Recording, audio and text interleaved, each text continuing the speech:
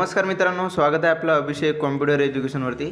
तर बघा, आज या व्हिडिओमध्ये आपण सेशन नंबर 5 बघणार आहोत। ठीक आहे, तर लॅबवरमधून जे टायपिंग प्रॅक्टिस आहे ते तुम्ही सॉल्व करून घ्या। सोपी आहे, ते स्टार्ट करून काहीतरी टाईप करून सेव्ह करून एंड करा। ठीक आहे ना। तर नॉलेज चेक बघूया आपण डायरेक्टली आता।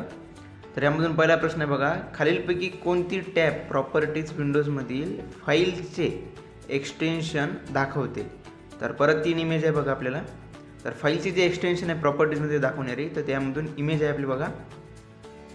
ठीक आहे, तर इथं पहिल्या नंबरची इमेज आहे, यावरती क्लिक करू। त्यामध्ये बघा आपली जी प्रॉपर्टीज आहे ते जनरल आहे, ते ओपन आहे। यामधून जे एक्सटेन्शन आहे याचं ते दिसते आपल्याला बघा, इथं document.docx। ठीक आहे, हे एक्सटेन्शन दिसते इथं।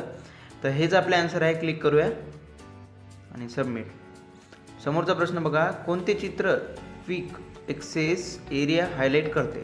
तर दुसऱ्या नंबरची इमेज बघा, इथं जे क्विक ॲक्सेस आहे, तर यामध्ये सगळे ऑप्शन्स आहे आपल्याला, ज्यावरती आपल्याला जायचं आहे। दिस पी सी असो किंवा मग आपली जी बिन हार्ड डिस्क असो, त्यावरती जाता येईल। तर बघा, इथं दुसऱ्या नंबरचं आपलं उत्तर आहे मित्रांनो। यावरती क्लिक करूया, सबमिट करूया। नंतर बघा, नवीन फोल्डर तयार करण्यासाठी कोणता कीबोर्ड शॉर्टकट आहे।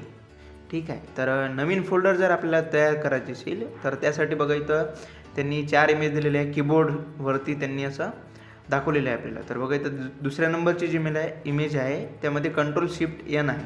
तर याच्याच मदतीनं आपण करू शकतो बरं का। यामध्ये Ctrl+Shift+N आहे तर या इमेजमध्ये, तर हे आपलं आन्सर नाही आहे। इथं जे सेकंड नंबरचं उत्तर आहे ना, Ctrl+Shift+N, तर याच मदतीनं मित्रांनो आपण करू शकतो, ते नवीन फोल्डर तयार करू शकतो। ठीक आहे, तर दुसऱ्या नंबरच्या वरतीच क्लिक करू। यामध्ये शिफ्ट आणि ओ आहे बरं का, यामध्ये एन आहे। ठीक आहे, Ctrl+Shift+N, तर हेच आपला आन्सर आहे। क्लिक करूया, सबमिट करूया। नंतर बघा, खालीलपैकी कोणत्या चित्रात टास्कबार वरील स्टार बटन दाखवले आहे। तर इथं सेकंड नंबरची इमेज बघा, इथं स्टार्ट बटन त्यांनी आपल्याला दाखवलेले आहे। ठीक आहे ना, तर यावरती क्लिक करूया, सबमिट करूया। नंतर बघा, खालीलपैकी कोणता घटक डेस्कटॉपचा भाग नाही। तर ते म्हणजेच यापैकी टायटल बार। ठीक आहे, तर क्लिक करू, सबमिट। तर आपलं इथं जे नॉलेज चेक आहे मित्रांनो, ते संपलेलं आहे। तुम्ही असं पाहून व्यवस्थित सॉल्व करा बरं का, कारण मित्रांनो तुम्हाला पैकीच्या पैकी जर मार्क्स हवे असतील इयरामध्ये, तर बरोबर सॉल्व करावे लागेल बरं। तर यामधून आता आपण सेशन कंप्लीशन टेस्ट बघून घेऊ। त्यावरती क्लिक करू आणि इथं नेक्स्टवरती क्लिक करा। पहिला प्रश्न बघा, कोणत्या प्रकारच्या डेटा फाईल्समध्ये वित्तीय अंदाजपत्र म्हणजे फायनान्शियल बजेट तयार केला जाईल। तर ते म्हणजेच वर्कशीटमध्ये होते मित्रांनो। इथं सेकंड नंबरचं उत्तर आहे। समोर बघा, कर्मचाऱ्यांबाबतच्या नोंदी ज्यामध्ये नावे, पत्ता आणि संबंधित वैयक्तिक माहिती यांचा समावेश होतो, त्या नेहमी कोणत्या प्रकारच्या डेटा फाईल्समध्ये जतन केल्या जातात। तर ते म्हणजेच डेटाबेस, तर चौथ्या नंबरचं आहे। नंतर बघा, इंटरनेट हे जगातील सर्वात मोठे डॅश आहे। ठीक आहे, तर ते म्हणजेच नेटवर्क।